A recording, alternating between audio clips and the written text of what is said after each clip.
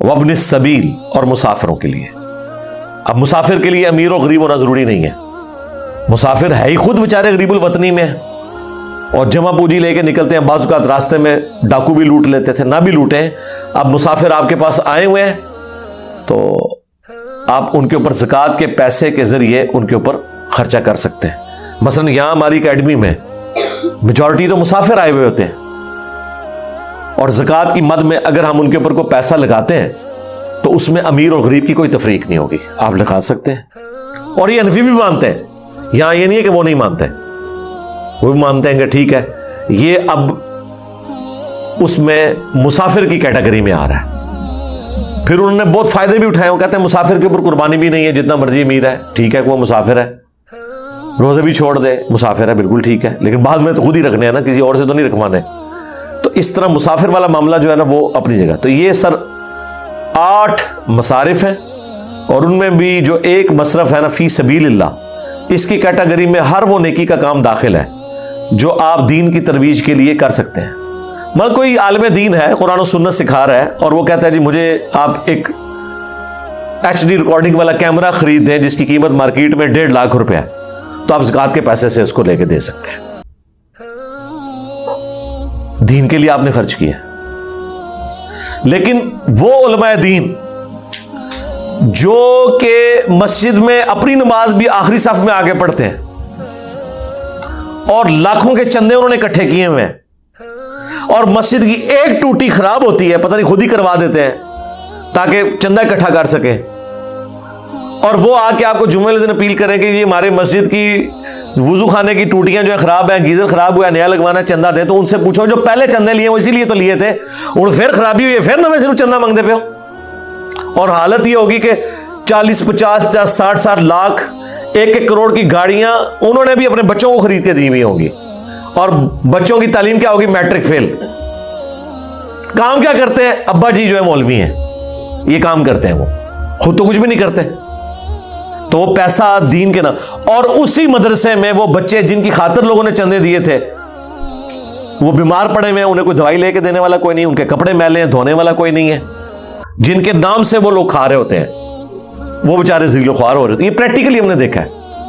यकीन करें कई मदारिस में तो आप बच्चों के साथ खड़े होकर नमाज नहीं पढ़ सकते, पूरा नमाज के अंदर वो खुजली करते रहते हैं, उनको दाने निकले हुए होते हैं क्योंकि उनको कोई दवाई नहीं लेके देता। और देखें छोटे छोटे बच्चे हैं यार, यानी जो शख्स शादीशुदा नहीं है या उसके बच्चे नहीं है उसको तो इस चीज का एहसास नहीं है।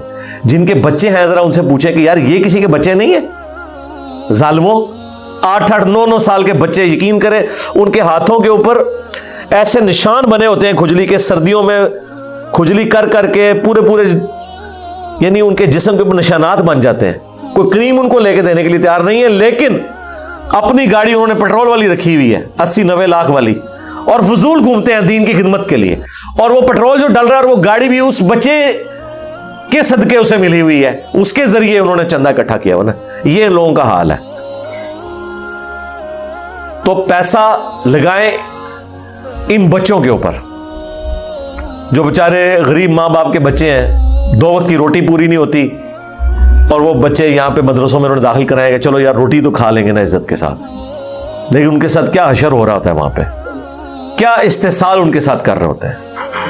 उनको जो खाना दे रहे होते हैं, बकरा आप दे के आते हैं मदरसे में, आप कभी वो बकरा जो आपने दिया उन्हें कई देर पका के इनको खिलाएं तो आप जाके उनको खाते हुए देख लें, इतनी सी बोटी रखी हुई होगी और अक्सर को शोरबे ही दे रहे होंगे, और वहीं एक कारी बैठा होगा और उसकी जो प्लेट है उससे बोटियां उछल उछल के बाहर गिर रही होंगी, ऐसे करके पहाड़ी बनी हुई होगी बोटियों की, उधर ही बैठ के खा रहा होगा वो,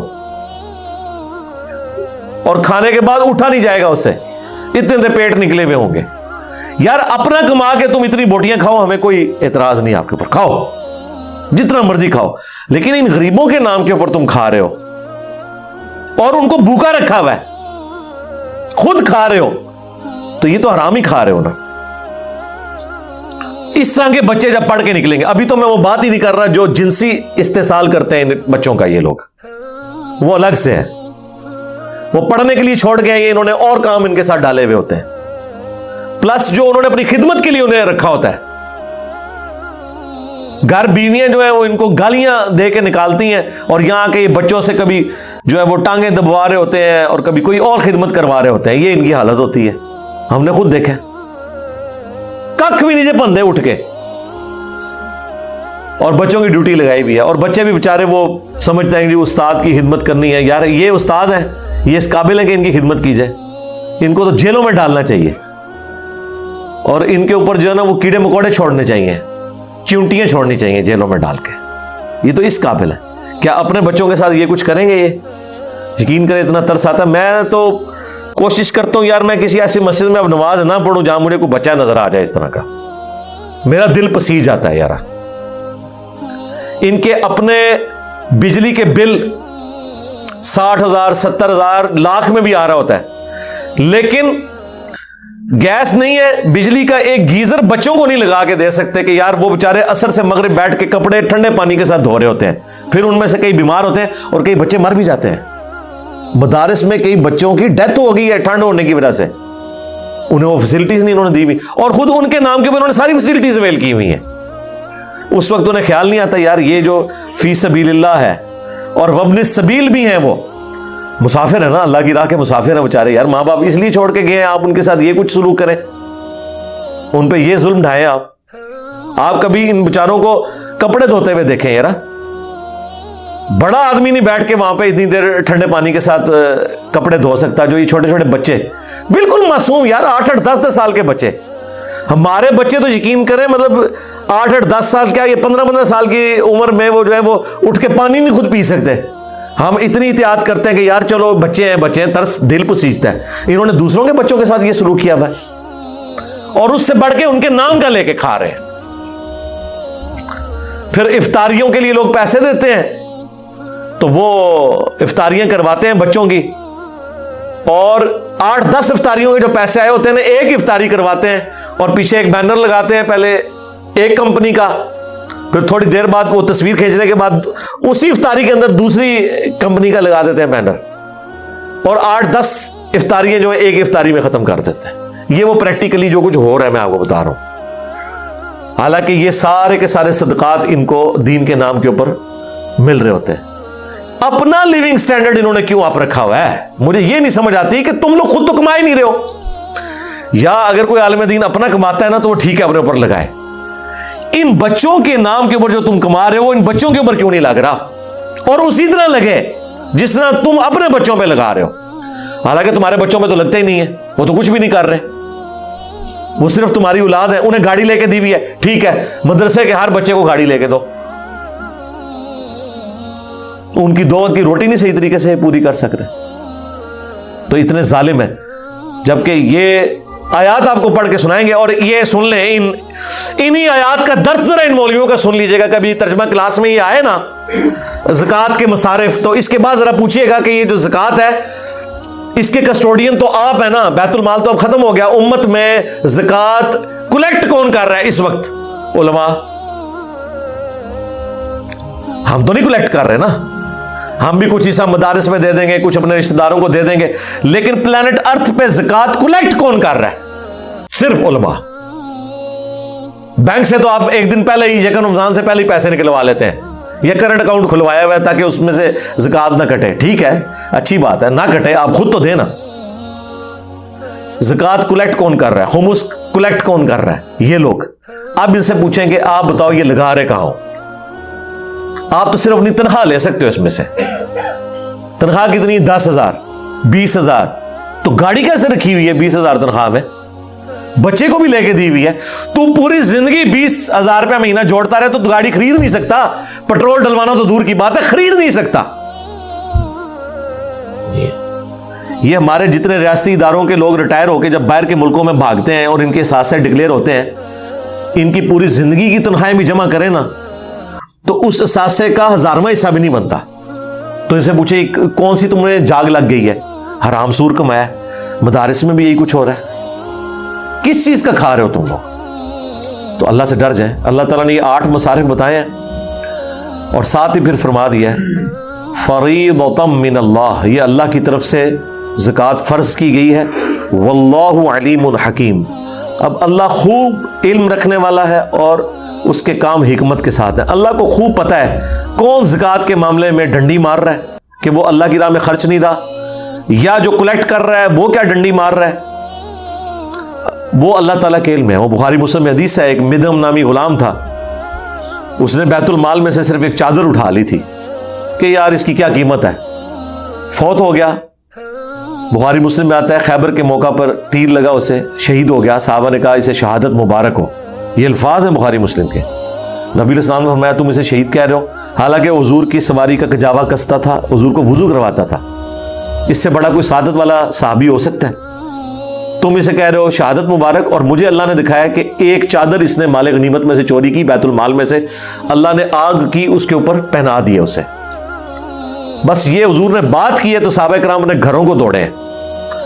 اور بخاری مسلم کے الفاظ ہیں اگر ایک رسی کا ٹکڑا بھی کسی نے مال غنیمت میں سے یہ سمجھ کے اٹھایا تھا نا کہ یار اس کی کیا قیمت ہے، چلو میں لے جانا کار، وہ بھی انہوں نے جمع کروایا کہ نہیں یہ رسی نہ کہیں فٹ ہو جائے میں. اور یہاں جناب انہوں نے پورا مال ہتھیا لیا ہے. تو اللہ تعالیٰ فرما رہا ہے واللہ علیم حکیم، اللہ کو خوب علم ہے. جو دو نمبری کر رہے ہو نا تم لوگ، چاہے وہ دینے والے یا کلیکٹ کرنے والے، اور یہ اس کی حکمت ہے، وہ تمہیں پکڑتا نہیں، آخرت میں پکڑ لے گا، چھوڑے گا نہیں. اللہم لا تجعلنا منہم، ایسے لوگوں میں اللہ تعالیٰ ہمیں شمار نہ کرے کہ جو اس طرح کی خیانت کرنے والے ہیں. اللہ تعالیٰ اس امتحان میں ہی نہ ڈالے. میں نے تو ابھی تک جس کو بھی امتحان میں پڑھتے ہوئے دیکھا ہے نا وہ گیا، وہ نہیں بچتا.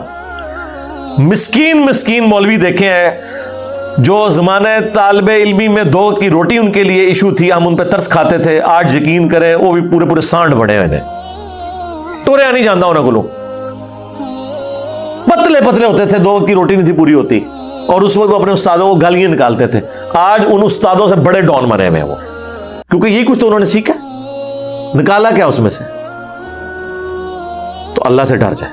لیکن جہاں اس طرح کے لوگ ہیں، اچھے لوگ بھی ہیں. ہم لاہور میں سید جواد نقوی صاحب حفظہ اللہ تعالیٰ کے مدرسے میں گئے، اس پہ میں نے پوری وہاں کی جو بھی رودات بھی سنائی تھی. عروۃ الوثقی پورا ایک سمجھ لے سٹی آباد کیا ہوا ہے. بچوں کے لیے بھینسیں رکھی ہوئی ہیں دودھ کے لیے، کپڑے کسی بچے کو نہیں دھونے پڑتے، باقاعدہ پورا پلانٹ لگایا ہوا ہے. کتابیں ان کے کورس کے اندر پرنٹ ہوتی ہیں. کپڑے بچوں کے دیکھیں اتنے صاف ستھرے بچے ہیں کہ ماں باپ بھی اتنے صاف ستھرے بچے نہیں رکھ سکتے. ان کی صحتیں بچوں کی بتا رہی ہیں کہ انہیں خوراک پوری مل رہی ہے. ٹھیک ہے. تو وہ جب میں نے نقوی صاحب سے پوچھا، میں نے کہا یہ آپ نے بڑا زبردست سسٹم. انہوں نے کہا میں جب خود پڑھتا تھا نا میرے لیے سب سے تکلیف دہ چیز تھی یہ کپڑے دھونا. اور میں نے سوچا تھا کہ اگر میں نے کوئی مدرسہ بنایا نا تو میں بچوں کو ان ساری تکلیفوں سے آزاد کروں گا. اور واقعی انہوں نے آزاد کیا. ہر چیز 1 نمبر کوالٹی کی جو وہ خود کھاتے ہیں وہ بچوں کو کھلاتے ہیں. وہ ساری کی ساری فیسلٹیز اگر ان کے نام کے اوپر وہ کھا رہے ہیں نا تو ان بچوں کے اوپر وہ لگا بھی رہے ہیں اور نظر آ رہا ہے. بچے تو سمجھ لیں بادشاہوں والی زندگی گزار رہے ہیں وہاں پہ. ایسے لوگ بھی موجود ہیں جو اس طرح کی ایفرٹ پٹ کرتے ہیں. اگر پیسہ لوگوں سے لے رہے ہیں نا سرکار، اور جو ہاسپٹل انہوں نے بنایا ہوا ہے پاکستان کا شاید ہی کوئی جدید ہاسپٹل ہو جو اس کا مقابلہ کرتا ہو. ہاسپٹل پورا اندر بنایا ہوا ہے، باہر سے لوگ آ کے علاج کرواتے ہیں، ہر فیسلٹی موجود ہے. پھر میں نے جب وزٹ سارا کیا تو میں نے یہ بھی آبزرو کیا کہ انہوں نے صرف کیا شیعہ ملازمین رکھے ہوئے نہیں، وہاں مجھے آدھی پنڈلی تک شلواریں اونچے کیے ہوئے اہل حدیث ملازمین بھی نظر آئے ہیں. ہاں انہوں نے کہا نہیں میں سارے مقام پہ فکر کے، دیوبندی بھی رکھے ہوئے ہیں، بریلوی بھی رکھے ہوئے ہیں، اہل حدیث بھی رکھے ہوئے ہیں، شیعہ بھی رکھے ہوئے ہیں، کوئی فرق نہیں رکھا ہوا. جو اپنی فیلڈ کا ایکسپرٹ ہے اسے ڈیو رسپیکٹ مل رہی ہے. یہ نہیں ہے کہ ہم نے کوئی فرقے کی بنیاد پہ اسے لانچ کیا. بچی ہیں تو پورا انہوں نے نقاب اور پردہ کیا ہوا ہے. نظر آتی ہے ایفرٹ ہوئی بھی. اس طرح کے لوگ بھی موجود ہیں جو اس طرح کی ایفرٹ پٹ کرتے ہیں. رہائش بہترین دی ہوئی ہے. پاکستان کی شاید ہی کوئی یونیورسٹی جس کے پرائیویٹ جو ہاسٹلز ہیں وہ تو شاید مقابلہ کر لیں، ادروائز جو سرکاری ہاسٹلز ہماری یونیورسٹیز کے ہیں وہ ان کا مقابلہ نہیں کرتے جو انہوں نے وہاں پہ فیسلٹیز دی ہوئی ہیں لائبریری کے اندر. باقی سارے 1 روپیہ نہیں کسی کا لگتا اور سارا کچھ وہ کر رہے ہیں الحمدللہ. اس طرح کے لوگ بھی موجود ہیں. اگر دوسری طرف کے لوگ موجود ہیں